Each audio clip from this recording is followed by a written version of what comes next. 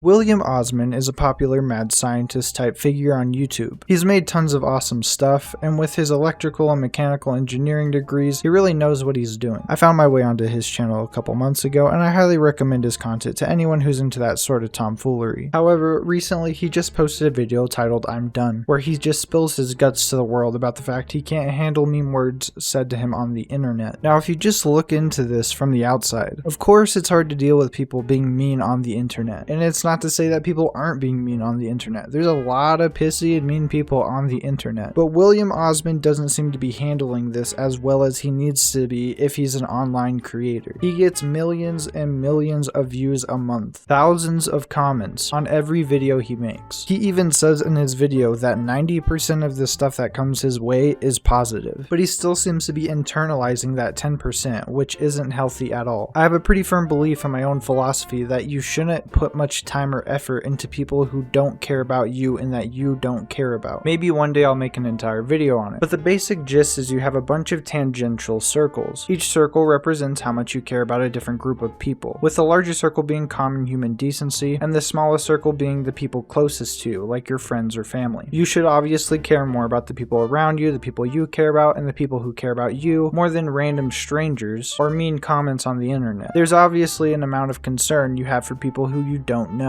You see someone needs help, you help them. But this doesn't mean I'm going to internalize something that some random person on the side of the street says about me. When I worked at Five Guys in high school, you'd always have random customers who are in a pissy mood sometimes. Sometimes they say rude or mean things to you. You can take that personally and let it affect you, or you can realize that this person doesn't know who I am, doesn't know anything about me, doesn't care about me. Why should I then in turn care about anything they have to say about me? Are they criticizing something I've done, or are they lobbing baseless character attacks at me? My philosophy is not perfect by far, but I feel like if you internalize less of what random people say, knowing that they don't actually care about you or know anything about you, therefore what basis do they have for what they're saying about you, then it makes it easier to deal with people who are less level-headed about things. Troll comments, negativity, bullying, none of these things are anything that you should really take too much to mind. If something is bordering on the bounds of illegal or threatening to you, that becomes a different subject. If people are actively threatening you, then of course that's an issue. Otherwise, who cares? In fact, that is how I sum up my philosophy. Nobody cares, because in reality, no one does. There are too many people who care about people they don't actually care about, and the best thing you can do is stop caring about people who don't care about you. William Osman appears to be doing the exact opposite of this. He's almost completely internalizing these comments that mean absolutely nothing. Yes, they're mean. Yes, they can be offensive. But in the long run, who cares? You are a successful YouTuber. You have one of the best jobs in the world. The ability for you to just make random shit in your garage to entertain millions of people, that's amazing. There are jealous people out there. There are people who don't want to see other people succeed. One of the great sins of humanity is the fact that people want other people's shit. Humans have murdered other humans for thousands of years over other people's stuff. Nowadays, murder isn't very cool. So instead, you got a bunch of keyboard warriors who are really pissed off about the fact other people are doing good in their lives. Or you got edgy people on the internet making jokes that you don't find funny. Just watching William, you can tell that he is a more sensitive person, and that's okay. But there's some obvious reasons that this video is terrible. He should have never posted it. I am done.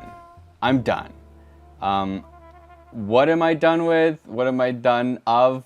I don't really know. Just kind of exhausted. I make videos to entertain people. Like, that's the bottom line. You know, make them laugh, make them feel like motivated or inspired. If it pays my bills, if it, you know, puts a roof over my head, that's sort of the secondary effect. It allows me to do it full time, basically. I feel like I kind of live in this nightmare of making new videos. And I don't know when it happened, but for the longest time I would just make something and put it out, and I didn't really care. And as the channel grew, for some reason, I've been more and more terrified. I've become more uncomfortable posting stuff. And I know it's unhealthy. I know, like, I feel unhealthy the way that I exist on YouTube. Like, it's not good. It's not the creative aspect of making videos. It's the judgmental and just, I don't know how to say this. I feel like I live in a constant state of like criticism where I do something to entertain people, and then there's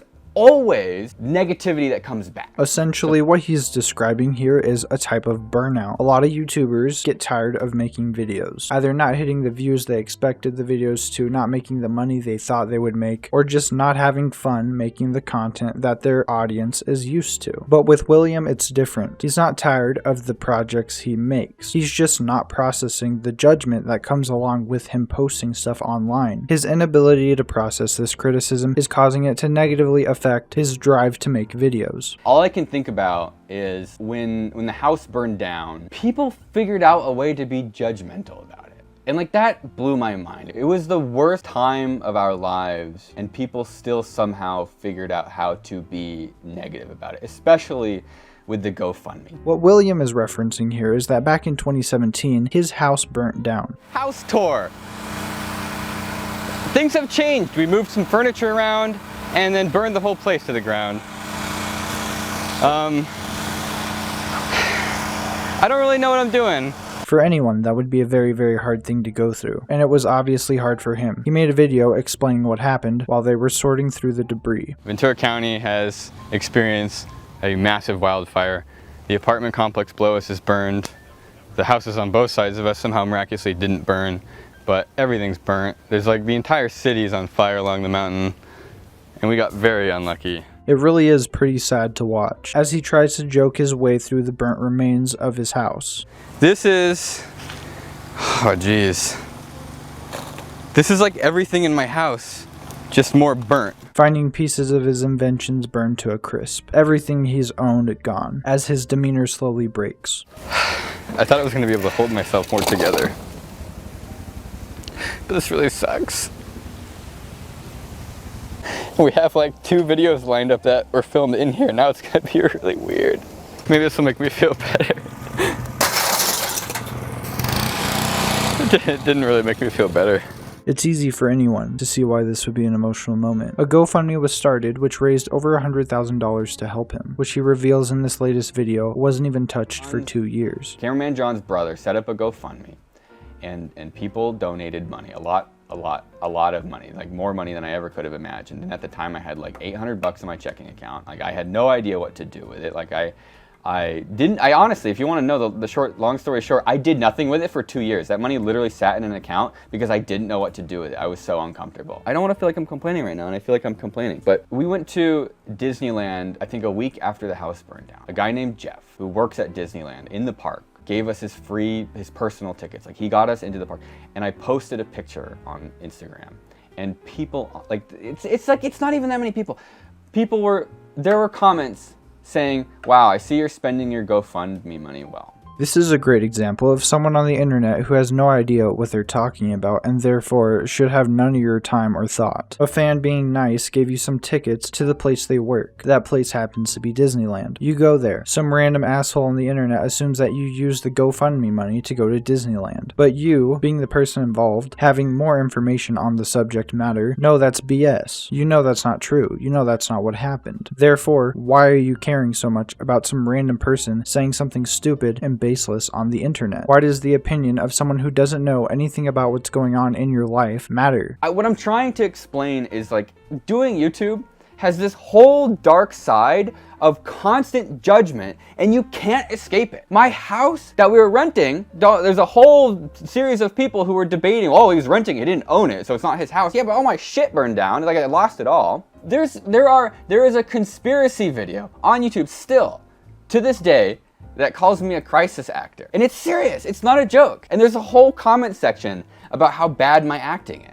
That's another thing you can't really avoid as a public figure. Conspiracy theories can grow out of nothing. One time the internet thought some chick was chained up and forced to make videos because they heard a freaking jingle jangle of a chain in the background. Or like, what the hell is with Paul Rudd? Could you guess how old this man is? Like, seriously, guess how old this man is. He's 52. Yeah, 52 my ass. There's some kind of baby eating satanic rituals going on here, boys. What I'm trying to say is, like, generally 90% of everything is so positive, maybe even 99% of everything is so positive, but there is this percentage of like this extreme negativity. And that's the problem. You have to deal with that. Negativity is common. It's going to be wherever you go. How you react to that negativity is the important thing. And the worst part is on the internet, bringing more light towards that negativity usually doesn't lead to the results that you want. All this video is doing is showing your weakness to this negativity. And the problem is that all mean people see online is an easy target. Everyone's heard the phrase, don't feed the trolls. The more you feed into the negativity, the more it grows. The more attention you give it, the more you point out that you hate it, the more it gets directed at you. Because that's just the nature of how the world works. There are mean, vile people out there. The internet especially makes doing that anonymously easy. Like he brings up a comment where someone calls his wife fat. That's obviously uncalled for. Anyone writing a comment like that probably wouldn't be willing to say that to anyone's face. But is highlighting it in a video like this the smart thing to do? No.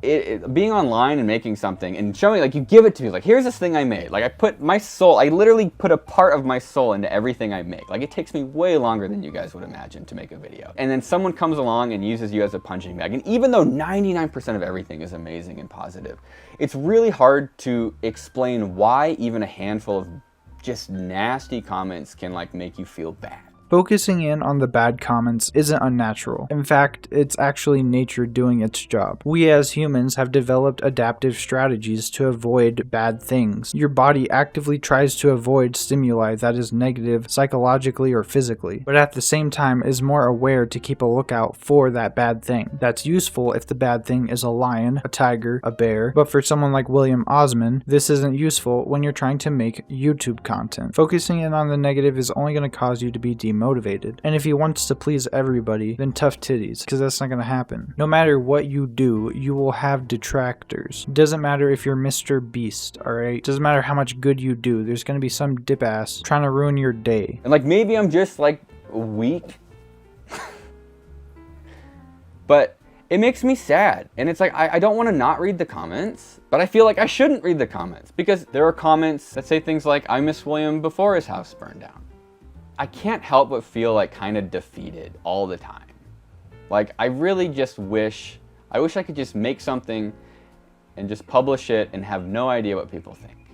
See, the thing is, you can do that. You can disable ratings. You can disable comments. You can just completely cut off any sort of criticism. That's obviously not what he means, but you can moderate your comment section. You can block certain terms from being said. William Osman isn't a critic. He's not a political or controversial figure. He's an entertainer on the internet. In the end, this criticism shouldn't mean anything to him because it's all baseless. It's all stupid. But it's affecting him because he's a little softer. And this is all speculation. But what I think the catalyst for this happening is his last video, I built an x-ray machine and people are mad. He went through the comments of that video, making fun of the fact that stupid people were making fun of him. The video is great. I think it's pretty funny. But him focusing in on these comments like this obviously led him to find some negativity, and that affected him. He says that he reads the comments. He likes reading the comments and interacting with people. But that comes with downsides. There's always going to be some dumbass out there that thinks he knows better than you. But should he have really gone through the effort of making a fake account to trick one of these commenters into going on an interview with him, then bragging about tricking him into signing legal paperwork to use his likeness? The amount of pettiness that went into that is ridiculous. The comment wasn't even that bad. It wasn't a threat to his safety. The guy called William a fake. Big deal. Who cares? Putting that much time and effort into a random ass YouTube comment is not healthy. Some people are framing this as doxing, but I don't actually think that's what this is. The guy had his first and last name in his YouTube account name. William showed his LinkedIn. This isn't him reading out addresses or your mom's phone number on stream. There's not even evidence this guy was trying to hide who he was online. I'd say this definitely constitutes harassment, however, because he literally just pulled a random comment that he got offended by and blasted it to his entire audience. The other half of his newest video is him asking a bunch of other content creators on their thoughts about mean comments, and the consensus is basically the same. They all think that even though there's exponentially less negativity in the comment section than there is positivity, negativity, the negative comments stick with them more. And at the end of the day, it's all your emotions, which are real. The way you feel, reading a mean comment, a joke you don't find funny, or insults to your craft or ability, the way you feel from that is real. But you gotta learn to push through that. You can't let that stop you. In the beginning of William's video, he says he's not sure what he's done with, but I think I know what he should be done with. If he can't handle reading the comments, then you're done reading the comments. Just stop. If you can't change your emotional reaction to the comments, the few that exist on your channel that are negative, then just stop reading them. No one wants to see you stop making videos. No one wants to see you done with YouTube, so just stop reading the comments. None of this is an excuse for the people making the negative comments, but your reaction to them is your own. That's basically all I have to say on this, guys. Sorry for no videos recently. Been kind of busy. I made a news website. That's pretty cool. You can go check that out. Hit me up on Twitch. I stream on there most weekends. Everyone have a great day.